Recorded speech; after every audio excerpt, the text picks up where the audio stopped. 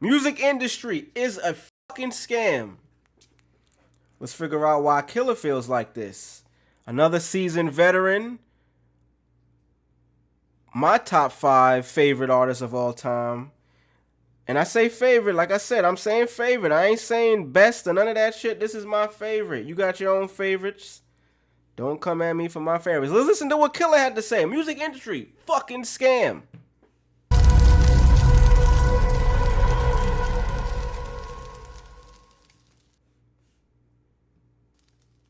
What do or did you hate about the music industry? So we over basketball. We moving on to the real. I proved my point. Knicks, baby.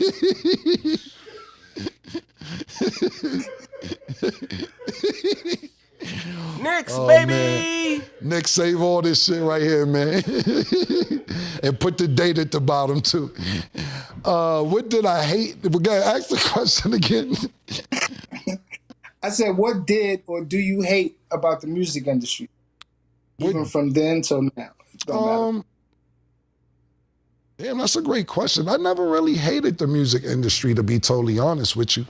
Because anything in the early days when you sit there and say, look, they were jerking rappers and wasn't giving them their royalties, et cetera, et cetera, et cetera. You signed the contract. You did the deal. So you know. Let's pause it right here real quick. I'm about to add something else to the list, people, and I might have to, I'm not gonna lie, I might have to show this video on the smaller side right here, just because it's YouTube. Damn, I got a little blemish. What's going on right here? Yeesh. Just gotta get their skincare up. Alright, another one. Number 3. Royalties. Cameron just mentioned that. Royalties. That is another motherfucking thing that you get scammed and jerked over. I'm gonna put royalties / publishing.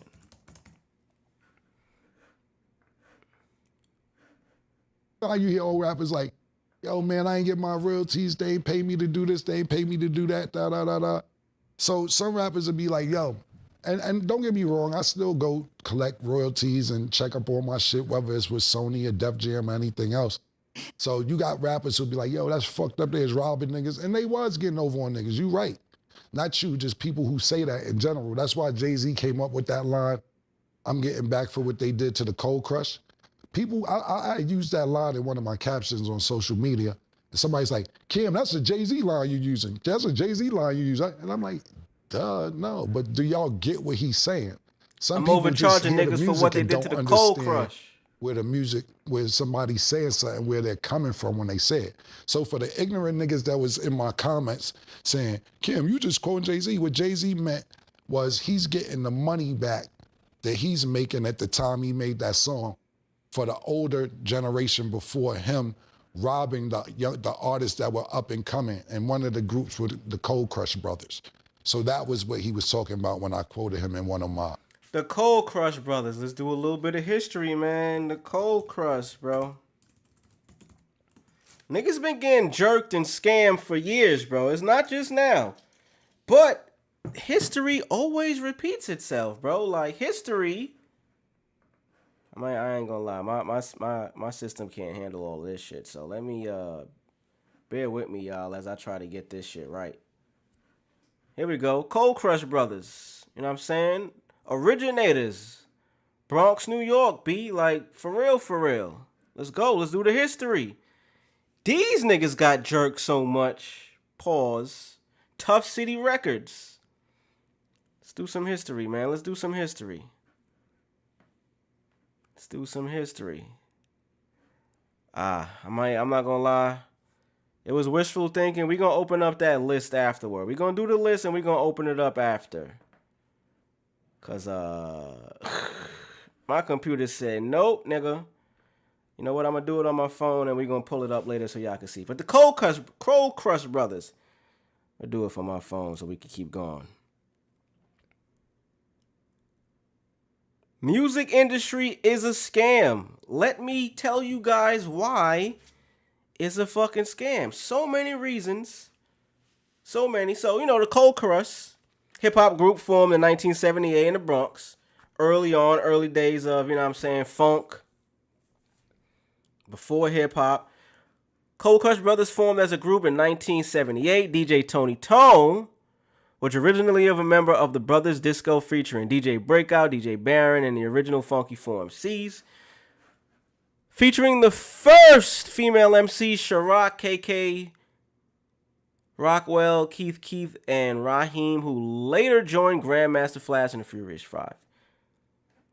Basically, these were some guys coming up in the Bronx, you know what I'm saying? Shout out to the BX, shout out to the Boogie Down. Niggas got jerked, bro. So let's go ahead and see if we can get to the history about it. You know what I'm saying? Shout out to the Boogie Down Bronx. You know what I'm saying? We doing the history right now.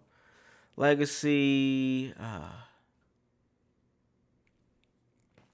Rapper Jay-Z 2001 single Izzo uses Cold Crush Brothers as an example of music industry exploitation of artists. Quote, industry shady and need to be taken over. Label owners hate me and I'm raising the status quo up. I'm overcharging niggas for what they did to the Cold Crush. Pay us like you owe us for all the years that you hold us. Niggas got hold back in the days, bro. This is the 70s. This is the music business. Niggas got jerked in their contracts back then, bro. Niggas got jerked back then. Niggas are still getting jerked now. Back then it was contracts. Now it's contracts and streaming. They paying you pennies on the dollar for what you should be getting paid if one person truly likes your music, bro. Captions. But you sign them contracts. So you got a lot of people who will be like, yo, nah, niggas robbing us. This is true. They was getting over a lot. But the same record execs that you mad, if it wasn't a 360 deal, the same record execs you mad, they can't get money when you go do a show.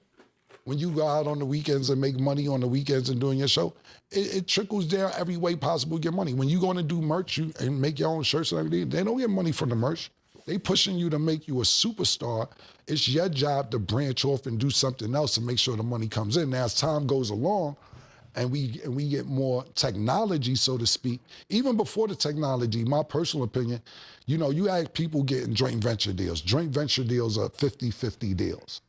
So you got joint venture deals 50-50, but then you had Master P come in, and Master P was getting like 80%. The Cash Money came in, and they was getting 80%. And this is all before the internet, because they were in territories like New Orleans where they put up their money, so on and so forth. Rockefeller too, even though they had a joint venture in the beginning, their own personal money and saying, we don't want the record company's money. We're gonna use our money and let the record company chase us later. And if you didn't have your own money to start your own label, you had to deal with what the record company gave you at that time. But they're pushing you. Let's stop right there and talk about a little bit of what Cam just said, because he's right, but all of that is dependent upon so many different factors that sound super easy. Like, yo, let's go make some merch. Go tour. The label is making you hot. Go do it. Hey, man, I'm going to tell you right now. You can make merch. Merch is dope. I make merch. I'm working on new merch right now for this channel right here. However, not everybody has a good fashion sense. And I mean, you don't need to have the most fashionable things to sell merch. You could just put a name on a t-shirt and sell it. You got to be of the know to know this. You know what I'm saying? He's a seasoned veteran, so he's aware of all of this stuff. I'm going to say 95% of people, and let's just say minorities, but it doesn't even have to be minorities. 95% of people that are coming into the music business is probably expecting that their label, the person that signed them and promised them all of these this great things, they're probably thinking, hey, they're going to help me with this. And then you realize, oh shit, you're on your own. I got to make my own merch, which is totally fine. You should be able to do it. But if you're not aware that this is the ways that you can make your own money, touring, and if you're not a seasoned performer, you know, that's another roadblock. And these are not excuses. Trust me. These are definitely not excuses. But these are things that you have to do outside of the business you already have in play to make the money that's deserved and owed to you. Joint venture, if you're doing 50-50, it's their half, your half, you know what I'm saying? Or if you're trying to get money without them, and this is why shout out to the innovators like Wiz Khalifa, Currency, the artists that took the independent route and made it work for them. There's still people doing it to this day. You know what I'm saying? There's endless artists right now doing it. You know what I mean? You got your La Russells, you got your Russes, you got your Larry Junes, Nipsey Hussle, RP, while he was still running around. More newer artists doing this. La Russell, AJ McQueen, you know what I'm saying? Shout out Houston, shout out St. Louis. It's artists that are doing it their way, but I feel like those artists are very minimal in terms of what's pushed as the status quo. What they're talking about doesn't get as much notoriety as the artist that gets signed to a deal that may just have the perfect storm of things to be able to get them to work within this music industry structure and seem successful. You got, you know what I mean? You got a couple of artists that make it look good. You know what I'm saying? You got artists that has come along to the music industry standard and worked it to where now they probably have a favorable deal. But at one point, they probably didn't have the best deal. And you know, it's a lot that goes into that. Talent goes into it. Being smart goes into that shit. You know what I'm saying? Creativity goes into it. It's not just making good music. You know what I'm saying? Good music is a major part of it. Having a solid fan base goes into that shit. You know what I mean? Having a product that's able to be sold goes into that shit. I feel like the music business portrays an image of, yo, come join us. I'm going to make a parallel that's not the same, and I'm not trying to say this is in any way, shape, or form related. Kai just did Streaming University. I feel like people believe the music industry to be Streaming University.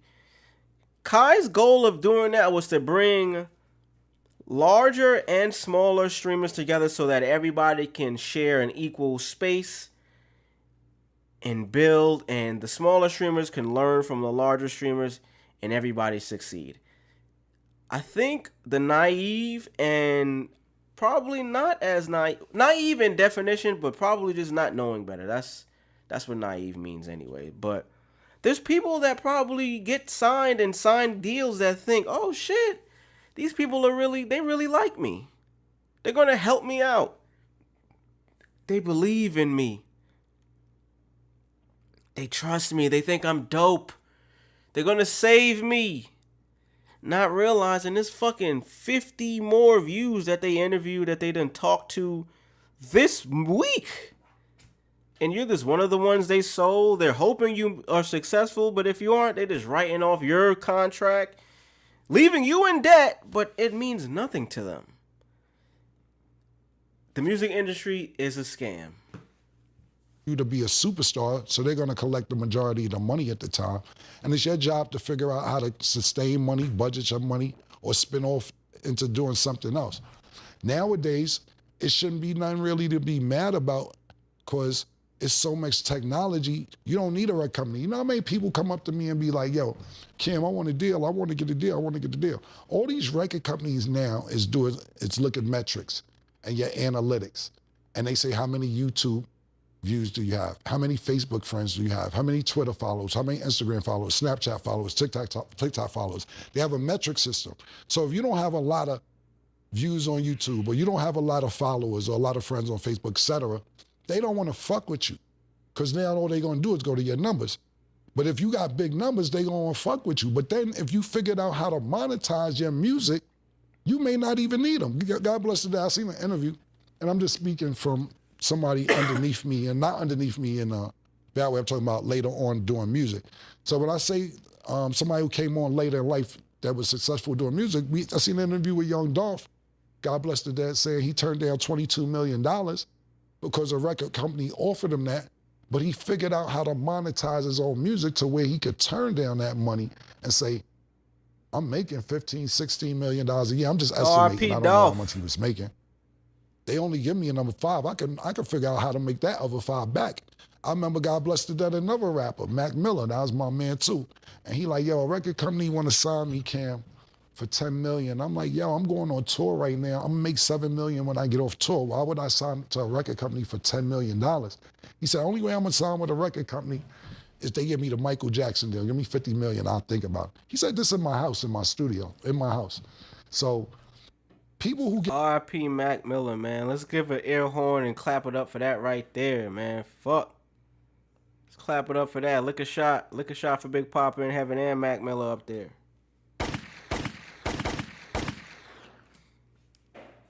That's what's up. Get mad about certain things. They just haven't figured out where they need to be. So me personally, I can't get mad about anything. When I sit there and think about my first deal with Entertainment, shout out to my man Lance Rivera, Jacob York, they gave me an opportunity to hopefully become a superstar. That was on me to deliver the music. It was on them to market it and promote it, do it the right way. We Gotta Go album. Next album, on Epic Records. I don't feel they knew how to market my music or push my music the right way, so I got out of there. Then when I got the Rockefeller with Damon, see, Cam is talking from a privileged position right now because he's talking about the trials and tribulations he had to go through to be able to make it. He, you know what I mean, he's a passionate guy. He believed in himself. He bet on himself.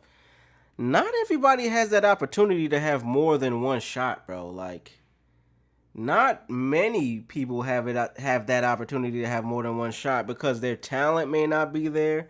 They might get sold a dream. The industry sells you a dream, bro.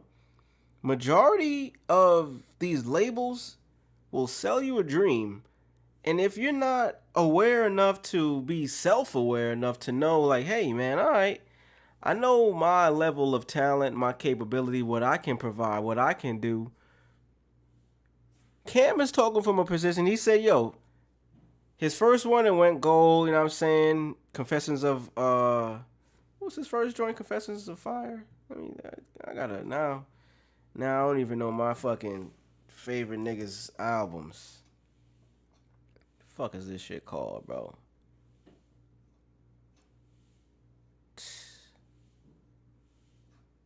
I'm not even gonna try to search it now. I'm stumped. They gonna be at me in the comments.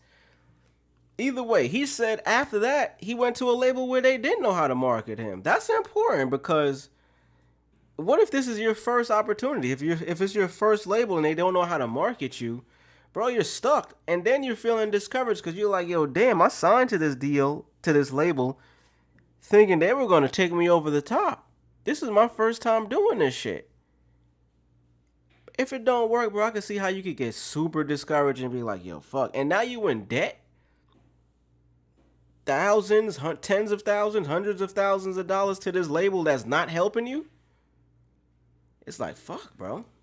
Jay-Z and them, they were in the culture. They were already successful, so they knew how to market my music.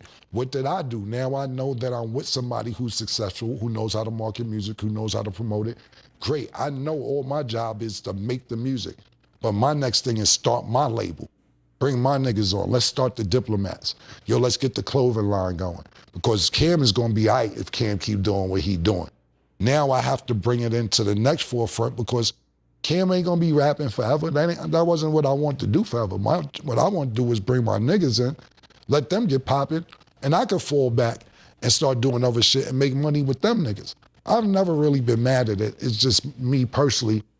I just figured out ways how to spin it when it seems like the music industry is doing fuck shit. You can't blame nothing on nobody once you sign that paperwork. Great perspective, but it's a one-sided perspective because he's talking from knowing better after the fact.